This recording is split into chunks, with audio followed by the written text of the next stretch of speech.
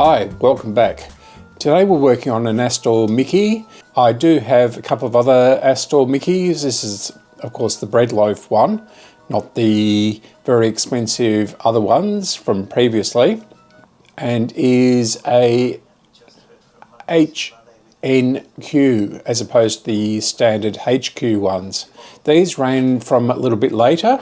They ran from approximately 52 to 56, and they have 6BE6, 6AD8 and 6HQ5, and of course the 6X4 tubes in them. So these are quite different to the earlier ones, and they continued on into the very ugly cabinet ones a bit later on in 1957 or something like that.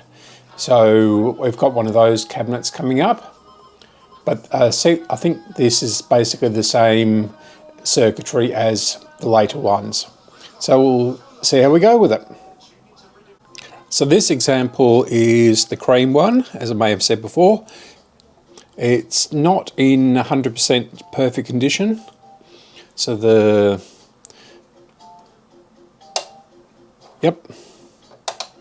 So this is cracked.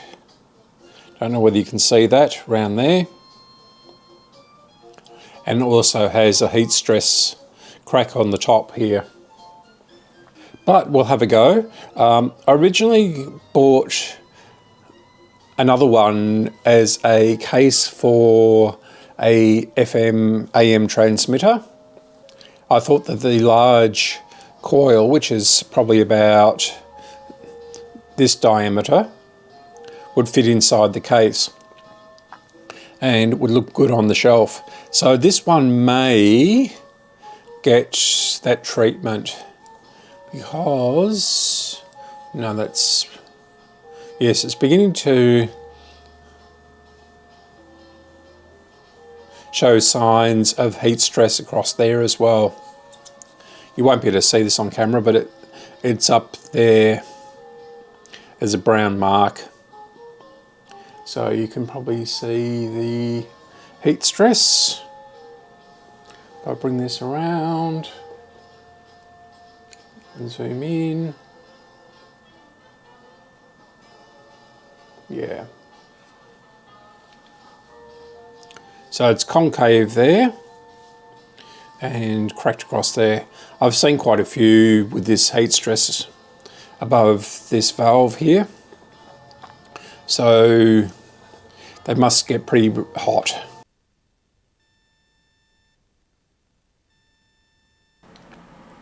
Here I've taken the center cap off, and you can see that there are 3 screws around the center of the dial. These are a clamp, and they're fairly small screws, but when you take it off, it reveals the big crack in the dial. So the clamp isn't particularly good at holding it in place. Perhaps it needs a sponge or something like that, but the screws are fairly short. Here we are inside the cabinet. It's marked OK, and I've seen a couple of others with OK, so that is a manufacturing mark. This one is a bit dusty down the bottom, and around the front of it you can see the 5-inch roller speaker, which turns out to be in really good condition. There's no other particularly bad flaws with it, but you can see where the valves have overheated and burnt the roof of the cabinet.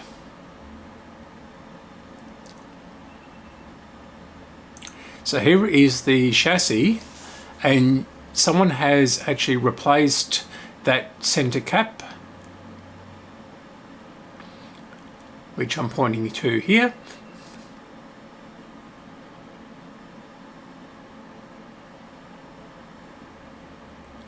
The underside is pretty much original. I couldn't find anything that would go against that. It has all the paper caps. There's 1, 2, 3, 4, 5, 6, 7, 8, 9 and about 10 paper caps in there.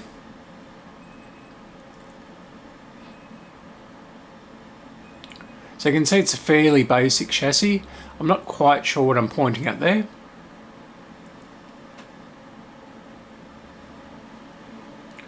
That yellow thing is a cable clamp. I'm not sure whether it's original or not.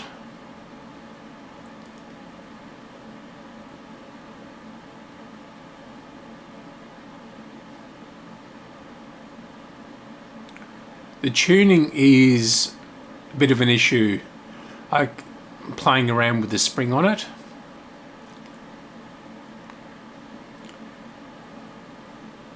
There is a mark there, I think it's a manufacturing date, and some pencil marks.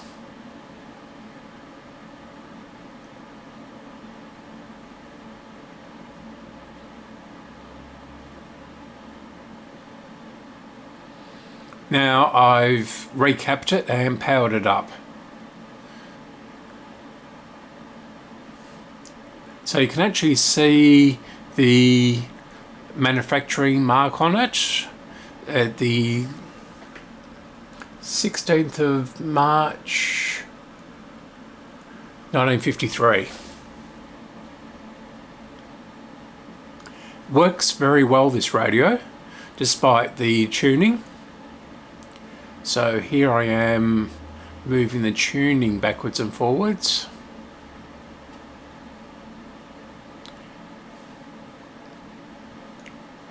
And testing the signal strength of the stations.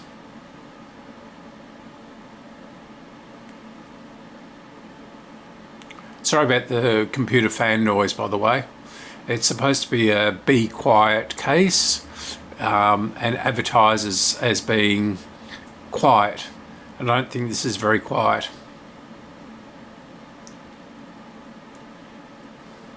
And you begin to see the problem with this. The sled is actually flipping up and down, which throws the tuning out. So it's okay there, and it flips over around about where ABC 774 3LO Melbourne ABC, whatever they call it this week. They've changed the name of it so many times over the last few years.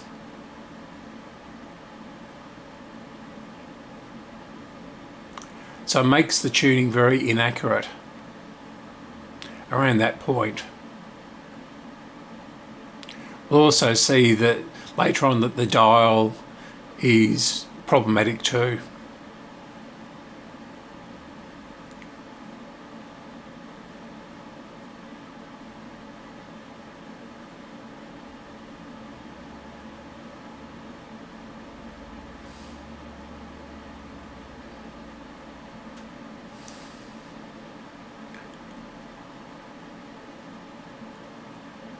So I probably should have cut this down a little bit now that I watch it again after a couple of days of not watching it.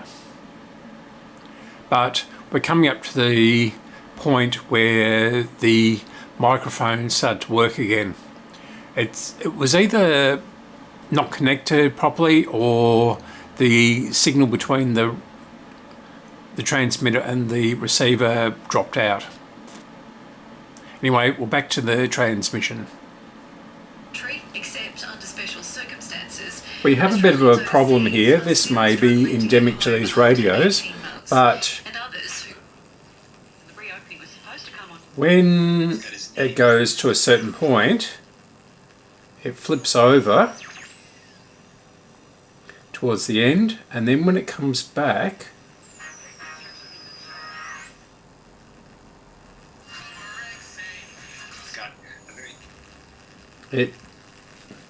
this moves up again and pulls the tuning out of out of alignment. So I'm doing this. Or help him. And there's a circle of Aussie friends here. We feel neglected by the Australian government. We're taxpayers. We're Australian passport holders, but our country won't let us back in.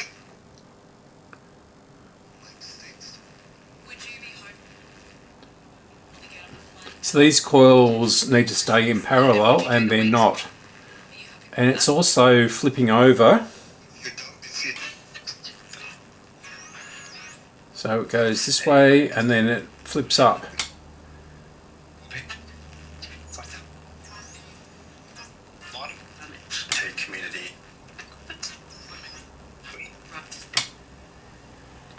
This end of it seems to be a bit bent. So we'll have a bit of a go at straightening this out.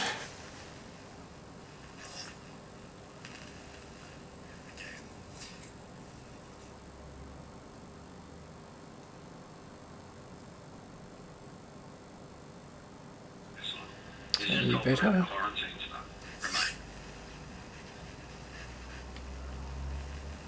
No. These seem to be springs or something.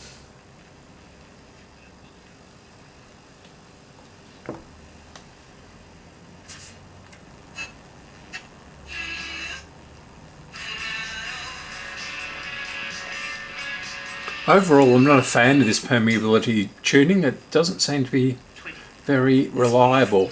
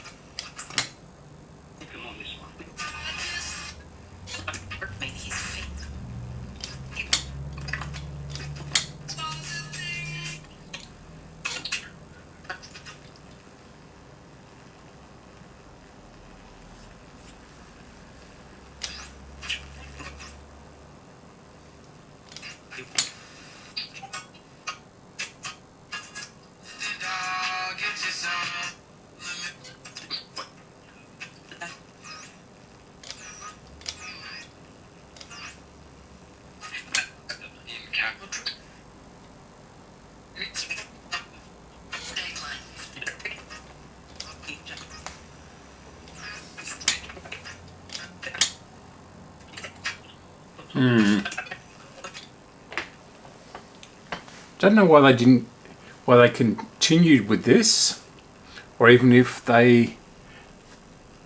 why they thought it would be a good idea. Maybe it was better when it was new. But that sled doesn't seem to be very good at all.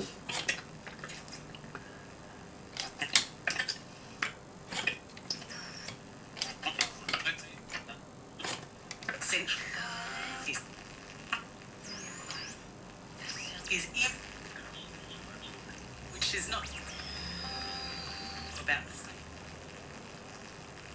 So it's very, very hard to tune. Primary band camp. Well, it is your chance to maximise your assistance to artists we all know are doing it pretty tough. Self, what do you think? What?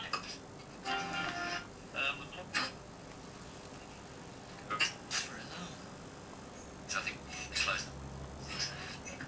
Excellent.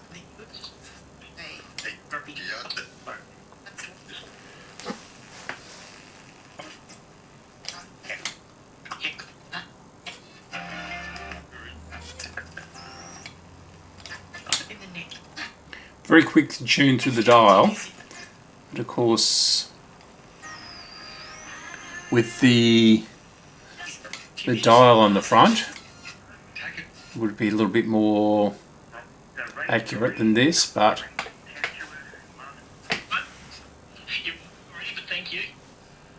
Australians intend to choose.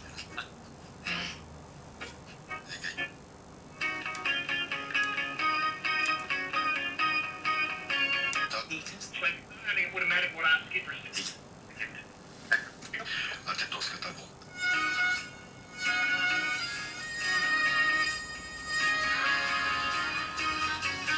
Okay, let's leave it there. Welcome back. The radio took about an hour and a half, 2 hours to recap.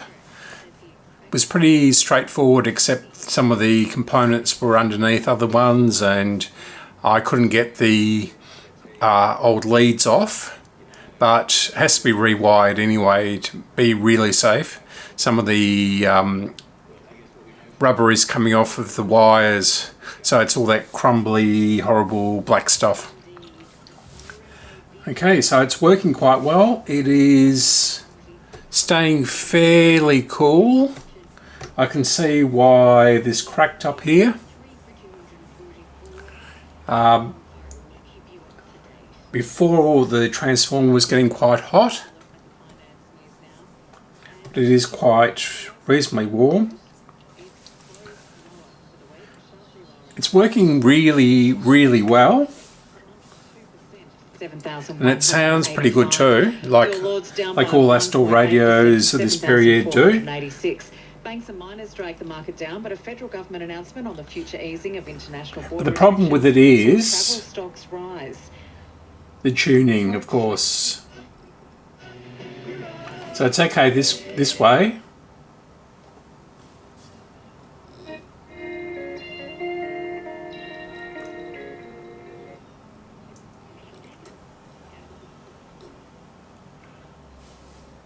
And it's very strange, it moves backwards clockwise when tuning to the top of the dial.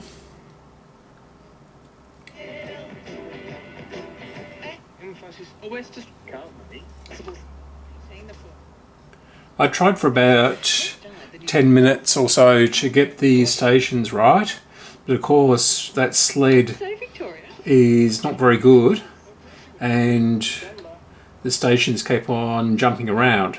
So you can see the last station is marked there, Victoria starts there, and we're right round to the A on Victoria. So it is about that much off when tuning in this direction to the lower side, and when you come up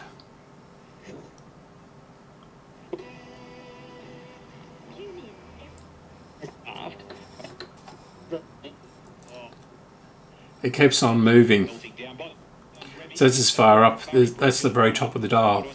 So it's already clearly moved that much, even though it's clamped down quite hard. And that's the sled. When you got a lot of money, you can't take it to. I'll tick the box. Haven't been able to. It also needs a bit of a lubrication on the tuning. But it does sound very good. Being indigenous,